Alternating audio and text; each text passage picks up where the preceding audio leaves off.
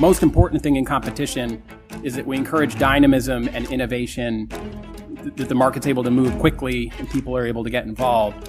Open source has some attractive characteristics. It's the Lawfare podcast. I'm Alan Rozenshtein, Associate Professor at the University of Minnesota Law School and Senior Editor at Lawfare, speaking with David Lawrence, Policy Director at the Antitrust Division of the United States Department of Justice. I absolutely reject the premise that you need monopolists to drive innovation. Innovators thrive on competition, the availability to get market access, the ability to get new partners and to go out there and compete. And so I think that's something we really need to support.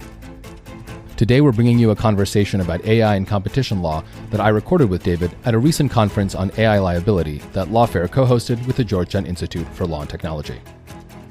Two disclaimers I have to start with. First, I'm speaking in my personal capacity. My views don't necessarily reflect those of the Department of Justice Antitrust Division. Second, the term AI can be really broadly defined. And so just like give me that breadth today, I'll be using it as a general term encompassing everything from advanced algorithmic software, machine learning, up through generative AI and LLMs. And also, I do want to just thank the organizers again for hosting what I think is a critical conversation at a time like this. Academic engagement with the policy community, the academic role of building the blocks of knowledge is so critical to making decisions. And we're in a time when I think regulators and enforcers and courts are going to be making more and more decisions. I think of this a lot like the advent of the automobile. I'm so glad Professor Sharkey mentioned the automobile example. It's really exciting to see this new technology and what it can do. We can hardly imagine how it will change our world. Like, I think people just thought it was going to be faster horses. That's kind of what we're thinking now. But we're also just imagining some of the risks. I also think, we should acknowledge, out there in the world today, we accept a great deal of harm from automobiles. But it did also take us many, many years to develop regulatory protocols to minimize that harm to where it is now.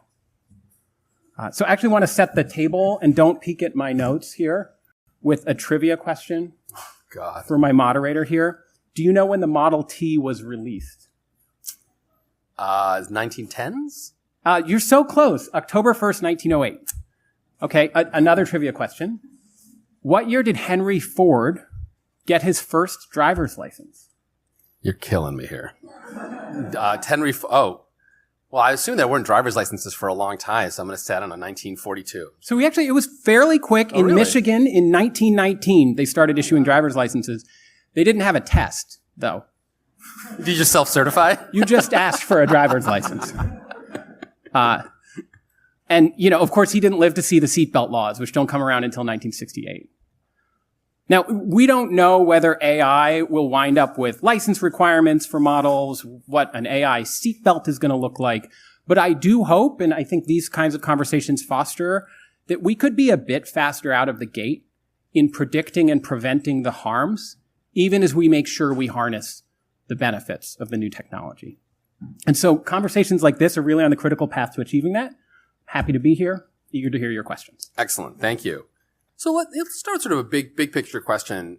What is the evidence that AI can be used to facilitate collusion? And do you think the law, and specifically sort of competition law, is capable of handling collusion by non-humans? And maybe also just as part of that, maybe say just a little bit for those in the audience who are maybe not super familiar with competition law and these kind of foundational concepts.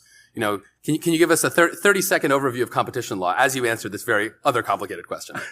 So I got to get you back to these trivia questions you asked me. Yes, I appreciate that. It's a great question. It's a really big question. I'll try to weave in some of the competition law concepts. When you say AI being capable of handling collusion, there's really three kinds of collusion, roughly, that the antitrust laws are often concerned about. So you have price-fixing agreements between companies. And then you have other forms of agreements that aren't quite as bad, like maybe a rule of reason information sharing, which can be problematic. And then you have the kind of collusion that happens in an oligopoly, where the competitors, they don't actually talk to each other, but prices kind of float up because they're looking at each other and there's only a few of them. So let me just take those one at a time. The first type of collusion, as I mentioned, is this very direct price fixing. And the antitrust laws don't like this because you're fundamentally undermining the competitive process if two companies that purport to be competing with one another are agreeing in a smoke-filled room as to the prices they're going to charge. We treat those as criminal antitrust violations. And in terms of evidence, we actually at the division first came across an algorithmic price-fixing case back in 2015. This is the Topkins case. So this case involved sellers in online marketplaces. So you all are probably familiar when you search for a product in an online marketplace, you get like a bunch of identical products from different sellers with like slightly different prices, none of which end in a 5 or a 0. That's because the sellers are using algorithms behind the scenes, collecting data and trying to sort of maximize their own position by adjusting the prices, oftentimes in real time. Well, back in 2014, sort of early days of this stuff, a couple of sellers of art posters on a major website noticed that their art posters were like coming up right after each other in the auction or in the results a lot. And so they talked to each other and they agreed to rewrite the code of their algorithms so that they wouldn't bid against each other, which of course is price fixing, raises the prices. And so we pursued that case criminally and the defendant pled guilty. Now, an issue we may soon confront as AI gains capability is what do we do if the humans weren't involved and the AIs had that idea to communicate with each other and reach an agreement? Our answer has been, and I think the answer under the law is, that if a company is delegating this price setting authority to a computer system, it needs to ensure that computer system complies with the same laws a pricing manager would. The Supreme Court's test for what constitutes an agreement between firms in this antitrust context, it's not like contract law, offer acceptance. The phrase is concerted action. And the language is actually really helpful here. So there's a case that relates to the NFL, American Needle. And the Supreme Court said that the law is triggered by conduct that, quote, deprives the marketplace of independent centers of decision-making that competition assumes and demands. And I love that line, independent centers of decision-making. And I think it is readily adaptable to the circumstance where a company delegates its decision-making to a computer system, if and when that happens. You know, I think about it like this. If a regional vice president of pricing in a company, somewhere 6 tiers down the org chart, is delegated authority to set prices in their region, the company needs to train them up on the antitrust laws and make sure they're not talking to their competitors. Because if they do, the law will treat the entire corporation as liable for the actions of that agent. I think by the same token, if a company delegates to an AI to be the center of decision-making on pricing, to be its pricing agent, the company needs to make sure it's training that algorithm not to cross the line into communicating and agreeing with its competitors. Yeah, so it's interesting. So it sounds like then to think through the antitrust issue here, you have to think through the agency law issue as well, right? And because presumably there's going to be some AI agents. This was another thing we wanted to have a paper on, but we can only have so many papers, unfortunately, right? So there's really some work to be done to develop what a agency law of AI is. Like, when does your AI, I forget the funny technical term is, go on a frolic and fancy or something. Someone call out if you know what the actual term. Yeah, frolic and detour. Thank you. Right.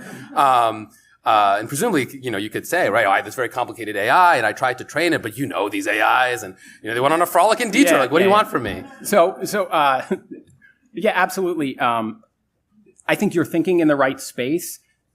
I would splice it a little thinner that for antitrust law purposes, it's just doctrinally separate from agency law. Okay.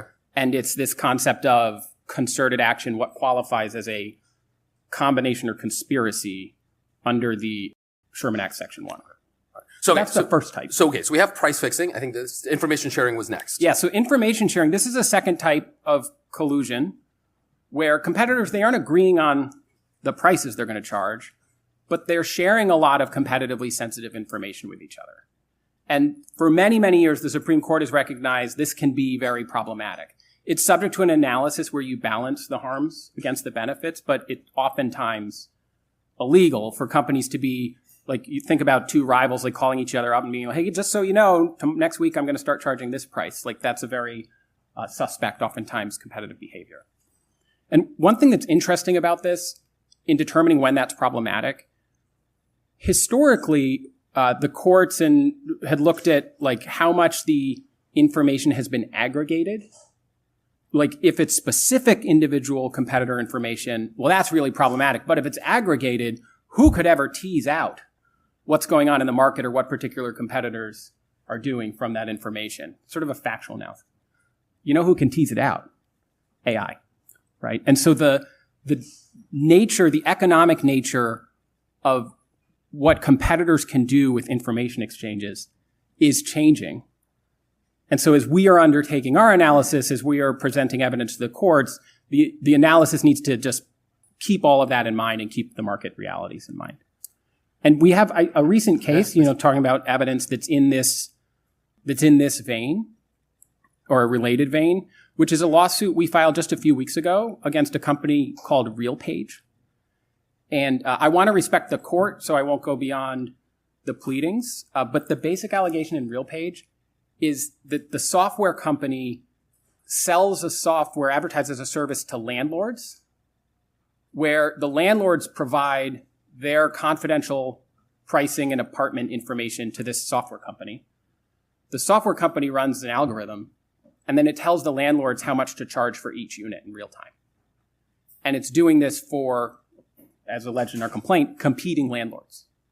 And we allege that this raises prices for rent and, creates a problem. And I won't go beyond the case further than that, but you could look we have a fairly lengthy complaint. You could look at some of the details. Yeah, I will say, because I can go further. Does RealPage not have lawyers? I mean, that sounds really bad, but fair enough. The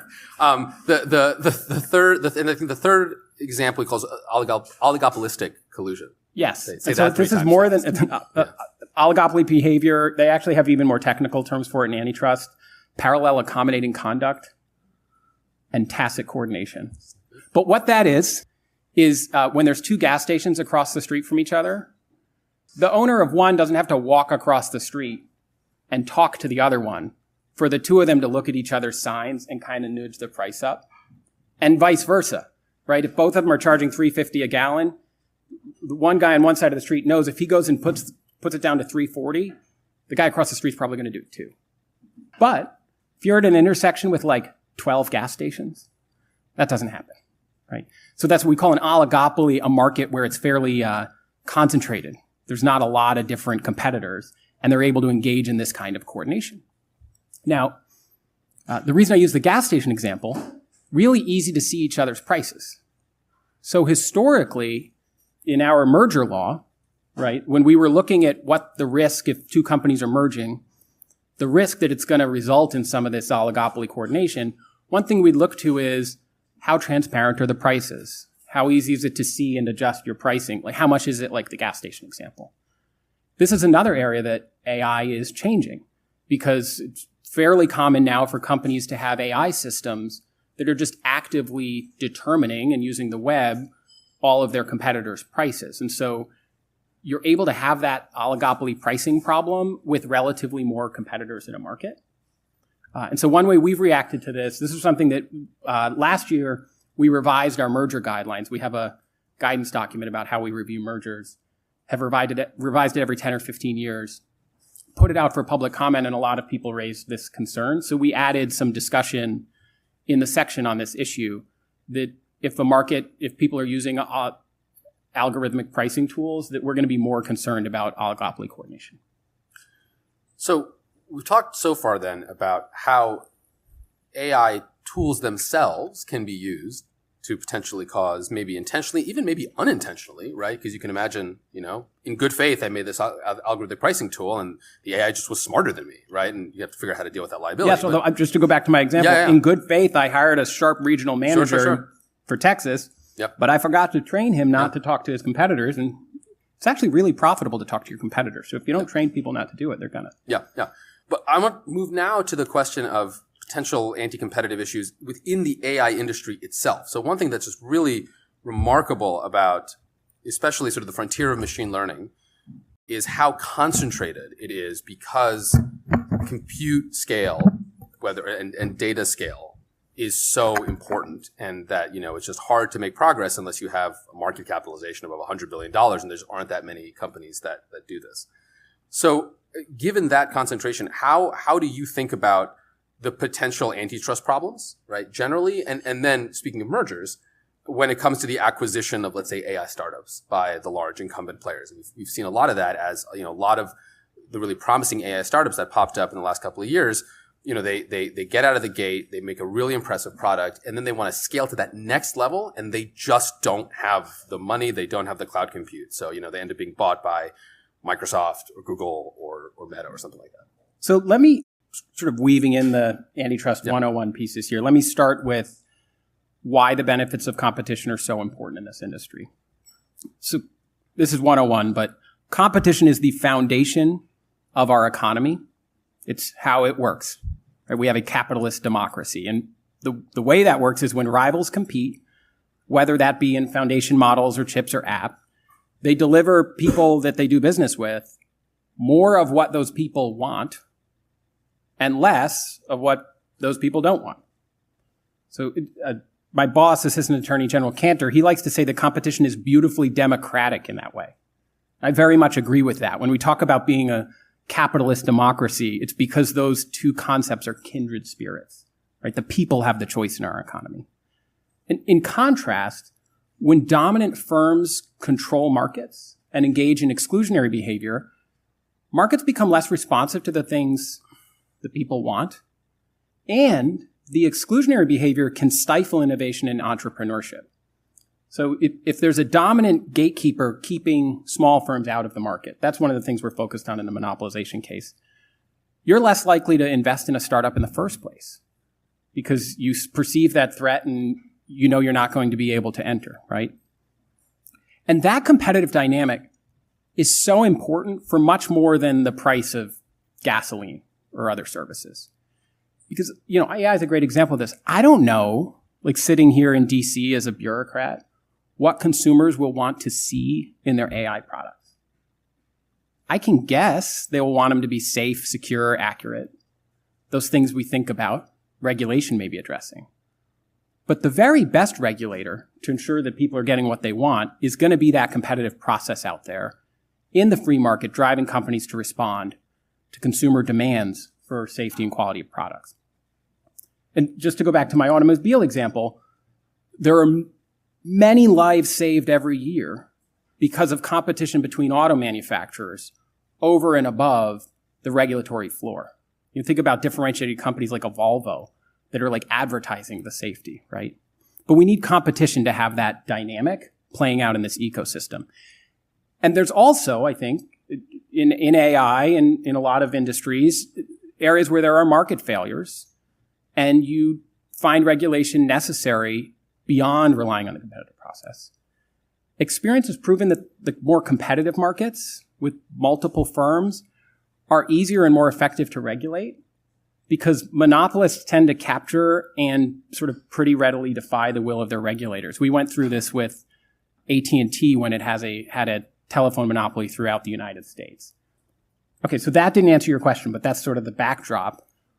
It's an important backdrop because when we look at dominant players in any ecosystem, we are very focused on ensuring they don't leverage the dominance they have today to exclude competition tomorrow.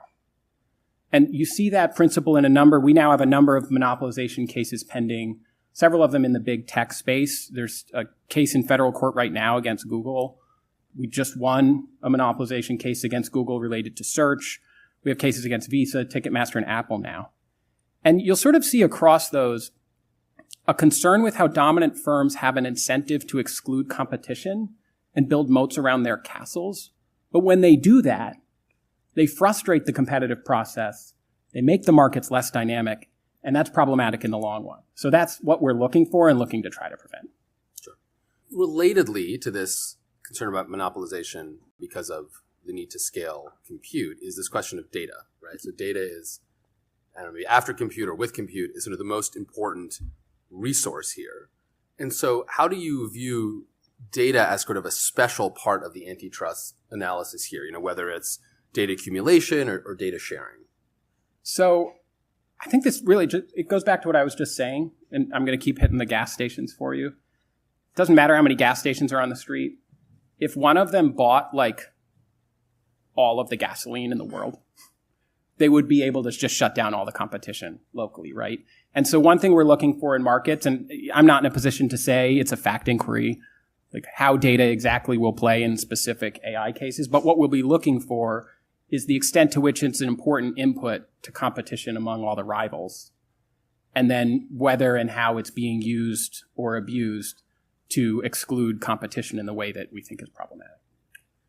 So another aspect of potentially anti-competitive conduct is vertical integration, right? So you have horizontal integration, right?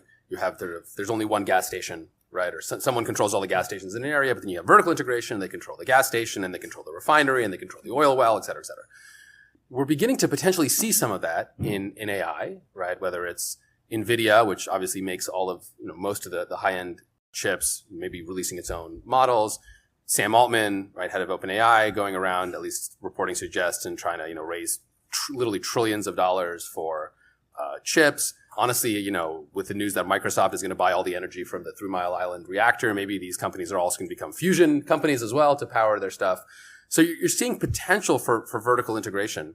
Does that, again, without commenting on any sort of specific situation, does that raise its own special set of potential antitrust concerns, right? Apart entirely from kind of horizontal integration? So the analysis is different from the horizontal integration analysis. I'll be careful to just stay away from any particular firms.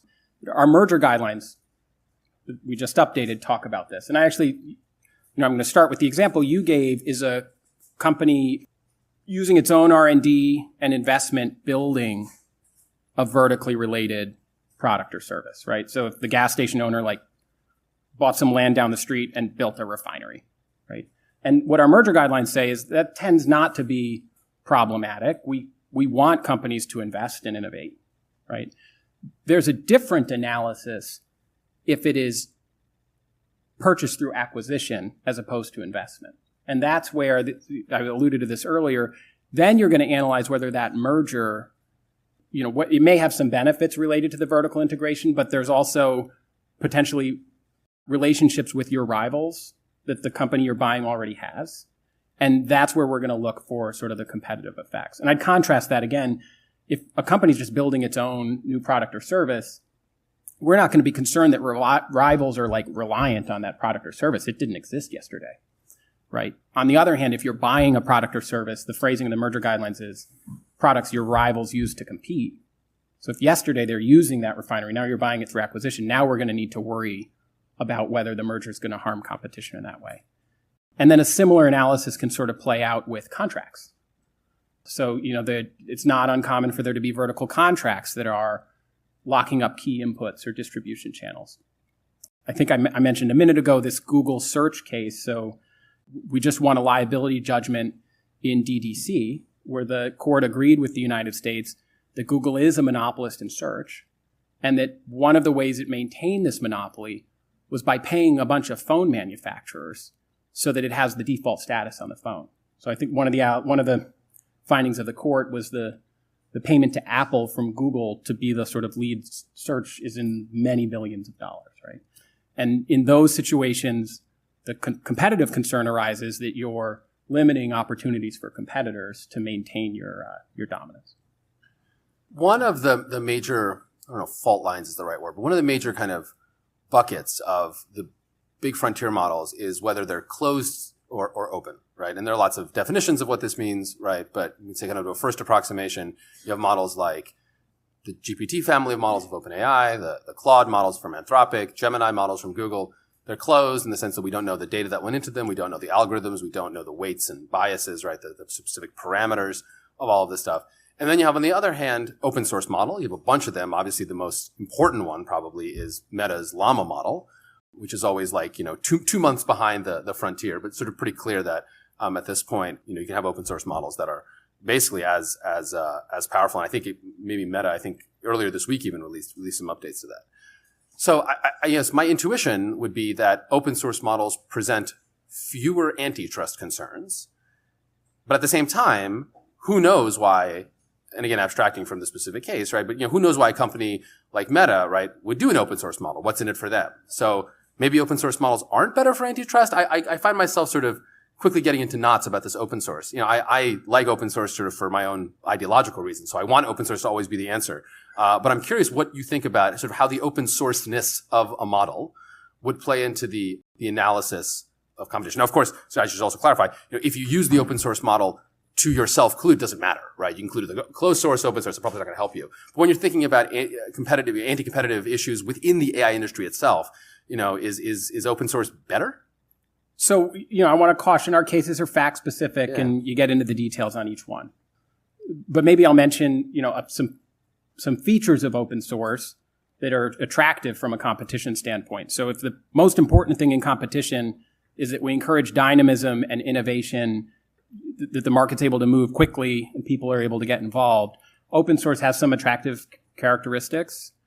One thing I'll mention, this is an economic concept, but a lot of these markets are characterized by scale economies and network effects.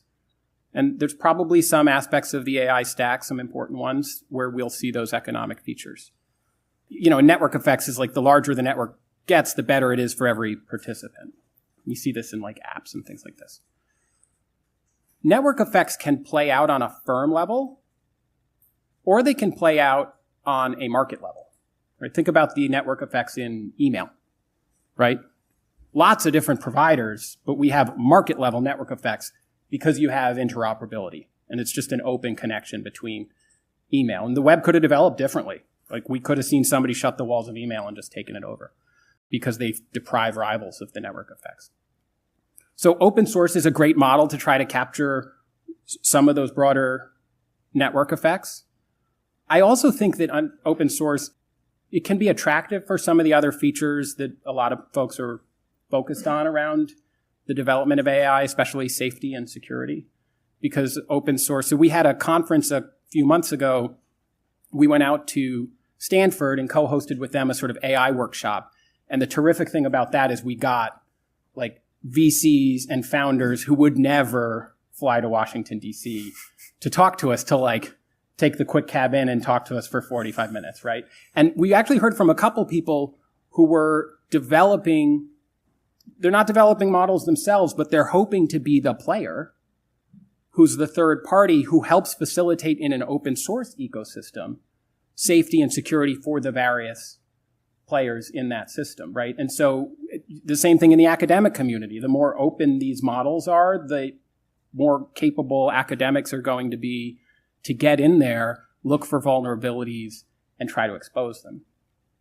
Now, of course, you do get into on the safety and security side, like who are the users, right? And so one of the conversations that's playing out there, and get back to my trivia question, how long did it take Henry Ford to get a driver's license, is you could see, and I think the conversation will play out over whether open source, when it's significantly powerful models, sufficiently powerful weights, whatever it might be, that there's a sort of licensing requirement for those developers who access it, and then maybe the apps the users develop don't need those licenses.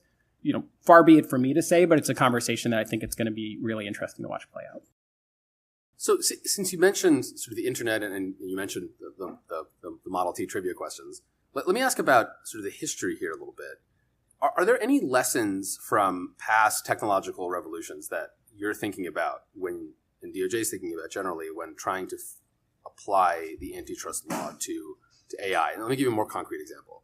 So, the internet was a big deal and it developed, and obviously it's not as if antitrust cases weren't brought. I mean, the big Microsoft case was specifically about Internet Explorer and all that sort of stuff.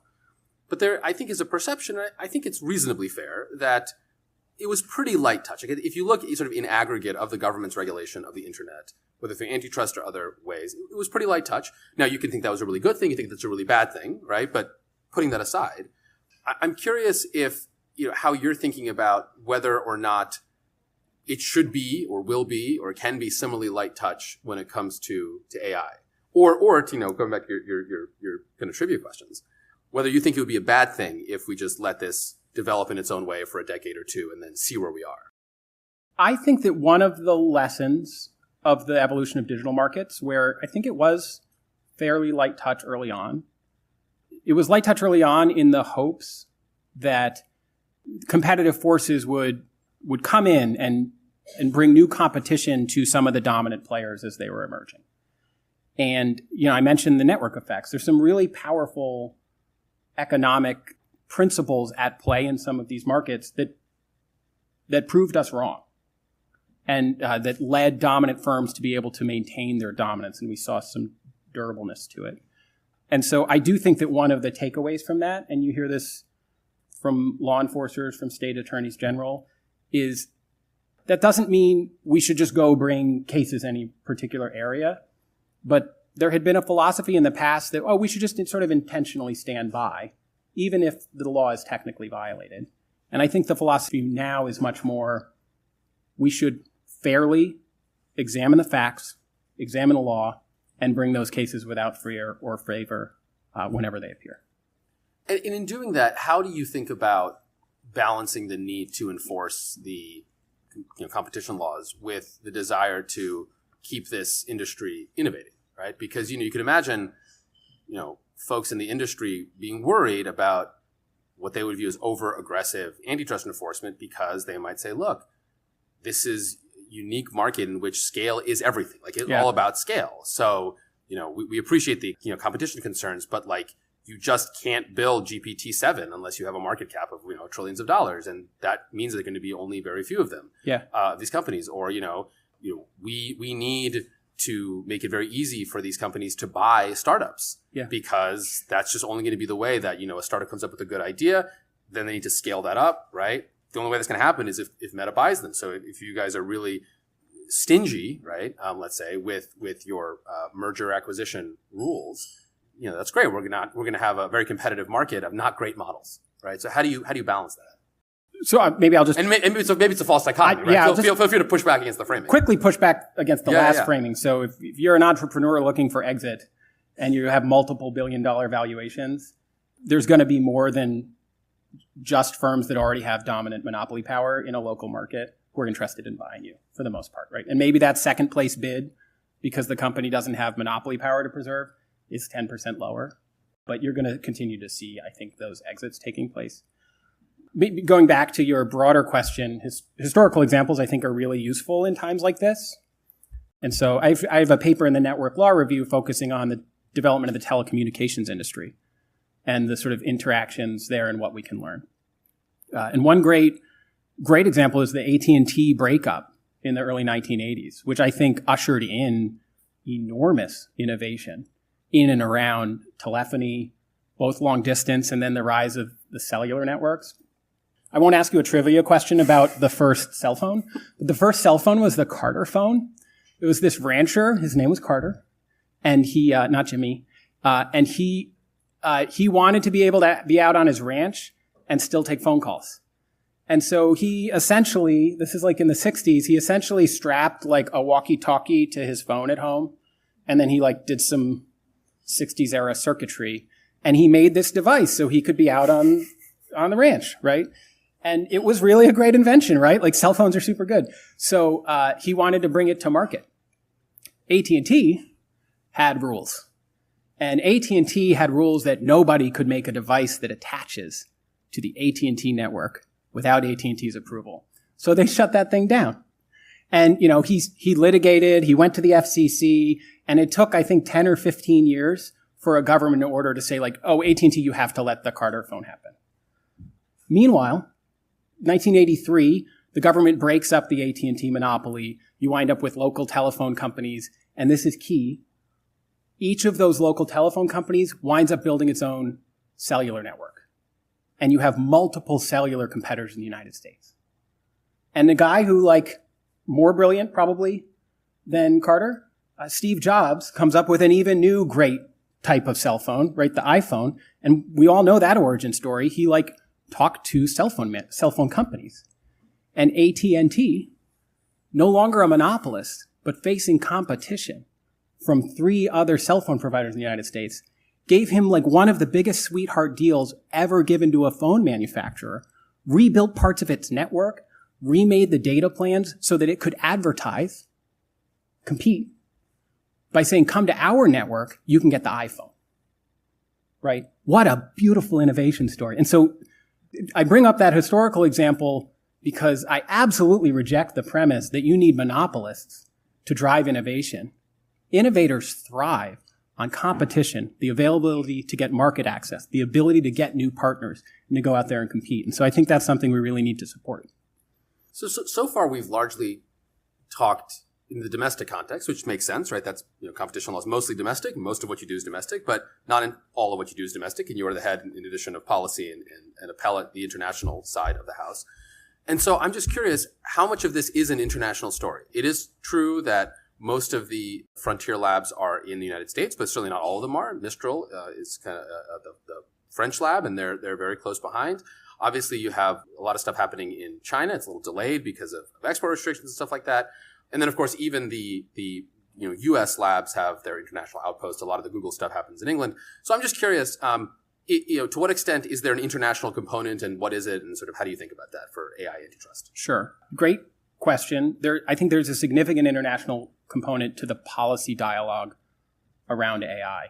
And just for background, international antitrust enforcers, like international enforcers who have like overlapping jurisdiction in a lot of areas, get together for policy discussions. Like next week, the G7 competition summit is happening. So the senior competition folks from the G7 countries will get together. The 2 days of that summit are focused on AI. And it's in part just because everybody's doing what we're doing at this conference, which is trying to learn and get smart. And, as a policy worker in an enforcement agency, and I think you know this, you have policy experience, you want to be learning from you're reading the academic articles, you're reading the white paper articles. Other law enforcers who are thinking really hard about it have a uniquely valuable perspective. There's something so useful about just stepping out of your own day-to-day, and they have a different country, but some of the same issues interacting, and just being able to think about it from another angle, you come back home, and I think you approach it a little bit smarter. So I want to finish, I'm going to ask a last couple of questions before we go to Q&A, so folks should just start thinking about their questions. Do you have trivia for me? I don't. I'll leave that to the audience. I want to end by asking a couple of questions about sort of the more nuts and bolts of DOJ's role here and sort of the capacity that you have to do this work. And one question is, as you're thinking about these, as you're bringing cases, do you feel like you have the legal tools to do the kind of work that you need to do here? So this is a law and tech conference, so I am legally and contractually obligated to mention the Judge Frank Easterbrook's Law of the Horse article from the mid-1990s, right?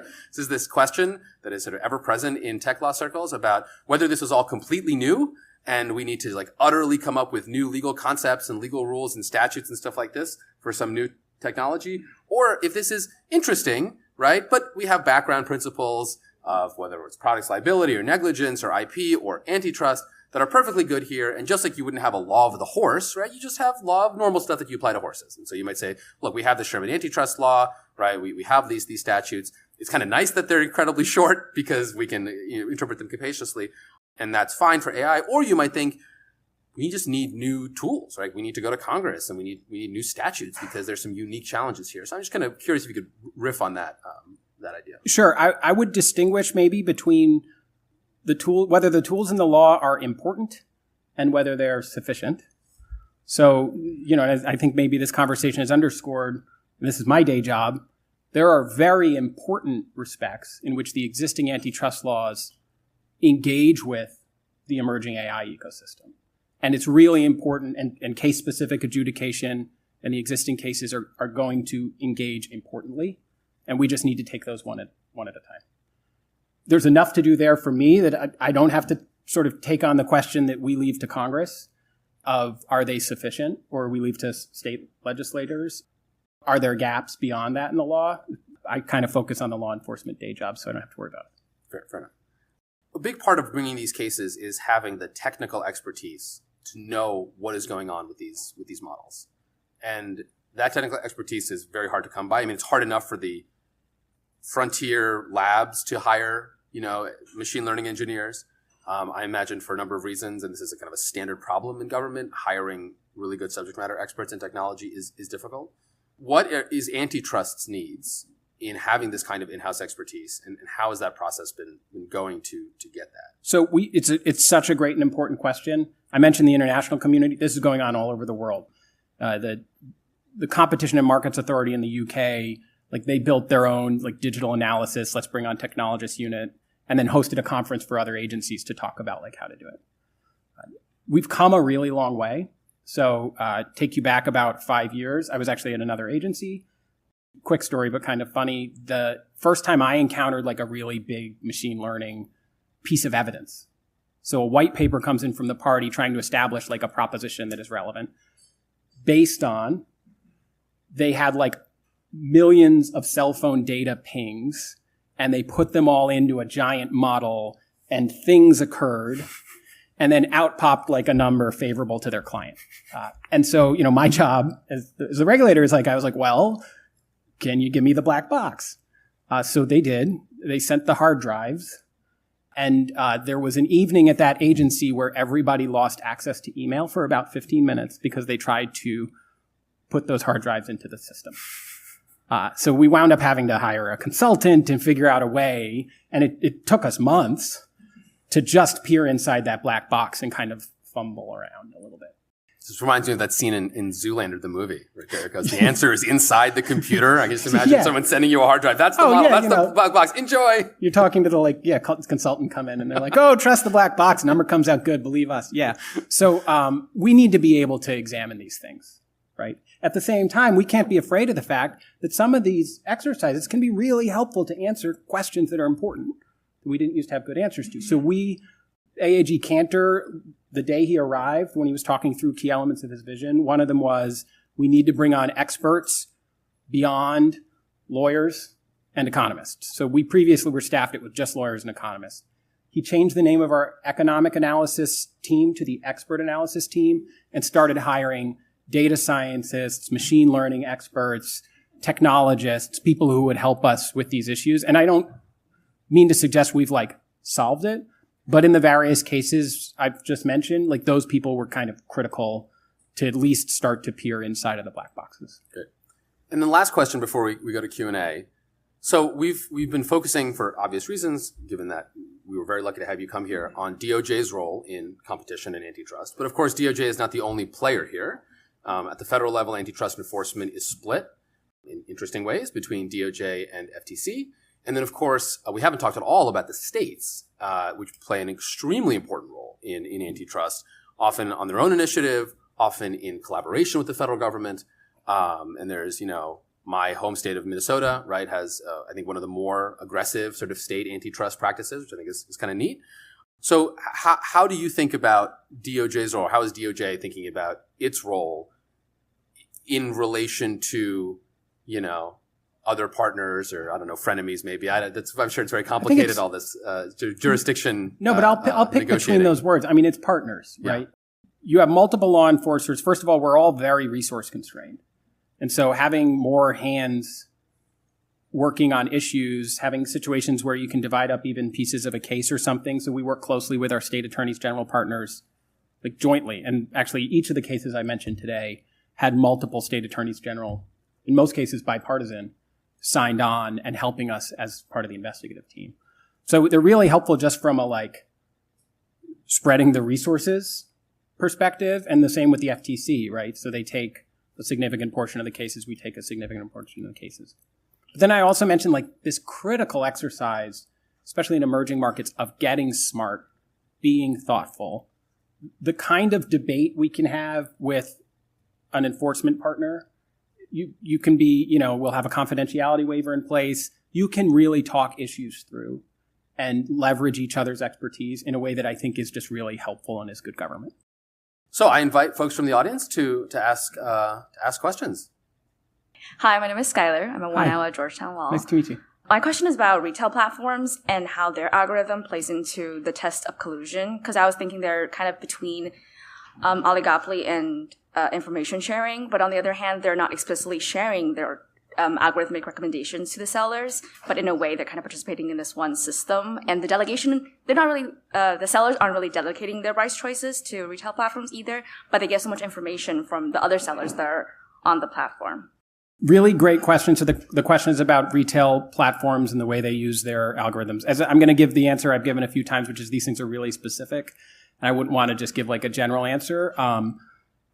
Talking about partnerships, the FTC has it's in court now, lawsuit against Amazon that discusses a lot of very specific behaviors with the operation of the platform. So you might sort of look to that for more detail. Thank you. Hi. So I just want to go back a little bit on open source, and because if I understood you correctly, like open source is encouraging pro-competitiveness in one side, and then we also have the risks of safety, as you also mentioned. And I want to know like your thoughts on like, I don't know, like this type of tactics that might be going on about like maybe open source first and then closed later. You know, like I'm bringing how that brings or shrinks the market, and in that same line, your thoughts on like maybe having regulation are also shrinking the market if you closed, like if you put regulation on top of this type of industry where you're in some sense shrinking the market for open source type of business models in AI. Yeah, so a couple pieces there. Great question. I think that when we think about constructing regulation, to the extent regulation is necessary, it's critical that regulatory agencies be thinking about competition and that they not be regulating in a way that erects barriers to entry and limits the competitive dynamic. Actually, in this administration, President Biden put out an executive order early on calling for a whole of government approach to competition and creating a competition council at which we and FTC and various federal agencies that have regulatory authorities like get together and focus on the competition side of this. Relatedly, actually, OIRA, this is getting into the regulatory weeds, but they have a circular that requires cost-benefit analysis. And they added an additional, I forget if it's called a supplement or a report, specifically instructing agencies how they can examine the competitive implications of regulations. This is incredibly important to do because as long as there have been monopolies, there have been monopolies advocating to government to create regulations that would create barriers to entry and preserve their monopolies. And so regulators just need to be really on the ball when they're examining regulatory frameworks to make sure that they're achieving necessary ends in the least anti-competitive way, in the way that sort of least protects just the dominant firms. So I'm going to use moderator's privilege to ask a follow-up, because I'm going to ask the kind of converse or contrapositive, I always forget which of those words is correct, of your point that everyone has to think about competition. And my question is, what other than competition does antitrust have to think about? So the one thing I liked about this question was that the student asked, so thank you for it, was this point that, maybe open source is really good. And let's just hypothesize for a second that open source is really good for competition, but on margin, it's not so good for AI safety, right? I'll be very clear. I'm not sure that's true, but let's just assume it's a plausible first approximation. When antitrust thinks about, okay, what's it going to do? Does it say, okay, look, our job is competition. That's what we do, right? It's not our job in the first instance to think about safety. Like there's an AI safety institute at NIST in commerce. That's their job. Or does antitrust, when it thinks about these issues, have to say, yeah, we do competition, but at the end of the day, we have to think of all of these considerations. Yeah. So really great and important question. I'm going to get back into like antitrust doctrine. So in most of our cases, like these monopolization cases, first we show why it's harmful to competition. And at that point, all we're thinking about is competition. And then the defendants can try to establish that there are sort of legitimate business justifications for the conduct. And or maybe social justification. So maybe it has to be closed because it's safer or something. So if safety is legitimately part of the justification, I would think something like safety is really, in many cases is going to be part of the competitive analysis too. The question though is whether there are legitimate justifications or whether they're pretextual. And so, that's a very fact-bound analysis. I'll, bring up our old friend, the AT&T divestiture. In the years leading up to that, you can look up the papers, monopolist AT&T advocated loudly and vociferously on the Hill, at the White House, and in the public sphere that them maintaining their telephone monopoly was critical to maintaining our nation's security against Russia. And that if this breakup happened, the Cold War was threatened. Now, in that particular case, the Cold War went our way and the breakup did happen. But in the other cases, we're just going to look at the facts and really get into it in order to determine whether the justifications are legitimate. I did not know about that. That's great. I'm gonna go reread those. That must be fun to read in retrospect. Please. I think one of the more frustrating sort of like setups that we see in terms of privacy and consumer protection is when a consumer is using a product not because they chose it, but because like they work at a company or they go to school and like that's the email that you're supposed to use, or like whatever product that they're supposed to use, and they don't have a choice in it. And so a lot of times I think like the competition in that space can be misaligned in terms of like it might, I don't know, like an email company might be competing based on like what the employer wants to do, which might not be privacy protective. And so like as an employee or like as a consumer, you don't get a choice in it, and you don't feel like the companies are competing to protect your privacy.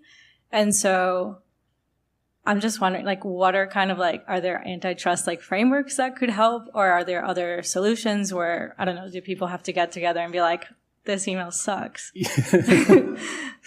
There can be antitrust implications when these third parties are involved, and particularly if they're being paid to make the decision. So I mentioned like the Google search case where the default search engine on everybody's phones is like Google is paying the phone company to make that happen, right? In terms of, your specific email, I'm not sure, but these issues can arise. Thank you. I wanted to go back to some of the discussion you're having on vertical integration in the AI supply chain. I think a lot of the discussion has focused on like the need for cloud computing and kind of all of these different inputs that are required to build foundation models and these kinds of AI systems. I'm curious though, if you guys have been thinking about kind of like the other side of it, the distribution side, because it seems like a lot of these companies that are, very well resourced on the computing side also have a lot of other, software products that, these models could potentially be integrated into. And there seems to be a lot of opportunities for self-preferencing and that sort of thing.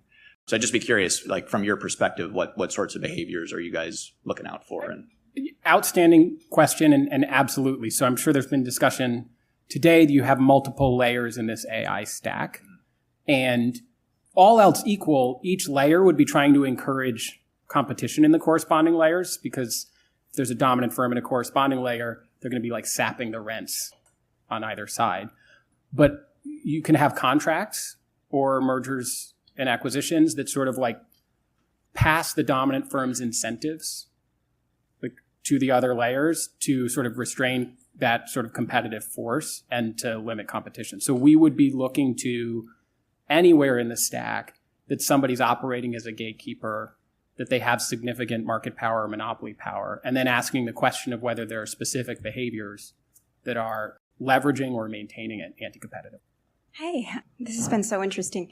I litigate cases against big tech for product liability and distributor negligence. And I'm really interested in the idea of data sets that are not open source, but are actually obtained through the discovery process of litigation. And then rich resource parties then try to swoop in and get it. And what the regulation should be and the privacy issue should be around that. I happen to be in possession of like 60,000 items, like from a shuttered website that I litigated against. Let's call it Omegle. And like a third party has offered to purchase that. And it's a third party that's interested in child welfare for big tech, and they don't share with each other because they're competitors with each other, but think that a data set would help all of them if it comes from a third party. But I think it's kind of unethical and there are privacy implications because data sets have names and addresses and emails and trauma in these types of reports. So what do you think? So in my world, because we're the federal government, we have a lot of restrictions on the sorts of things. So one answer is I don't have to think a lot about that because we are very heavily restricted in that way. My instinct is like a case management order or the orders of the court might have something to say about when and whether that's happening, but I guess the details could be case specific. Thank you.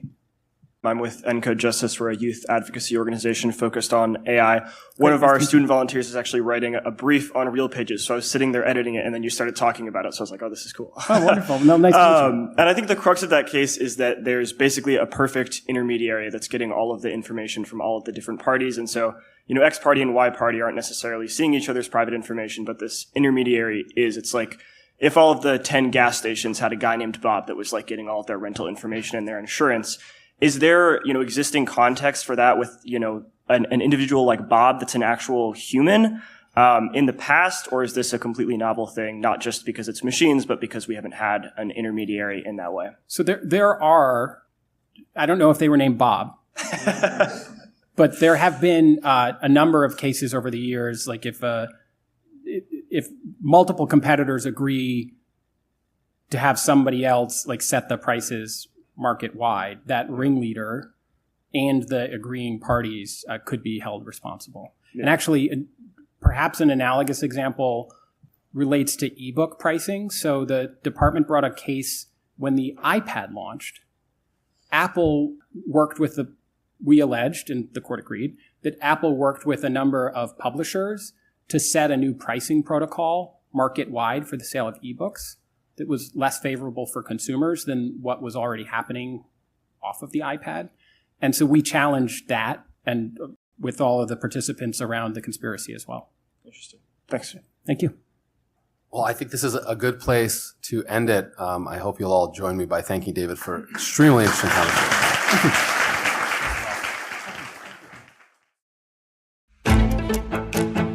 The Lawfare podcast is produced in cooperation with the Brookings Institution. You can get ad-free versions of this and other Lawfare podcasts by becoming a Lawfare material supporter through our website, lawfaremedia.org/support. You'll also get access to special events and other content available only to our supporters. Please rate and review us wherever you get your podcasts. Look out for our other podcasts, including Rational Security, Chatter, Allies, and The Aftermath, our latest Lawfare Presents podcast series on the government's response to January 6th. Check out our written work at lawfaremedia.org. The podcast is edited by Jan Patya, and your audio engineer this episode were the good people at the Georgetown Institute for Law and Technology. Our theme song is from Alibi Music. As always, thank you for listening.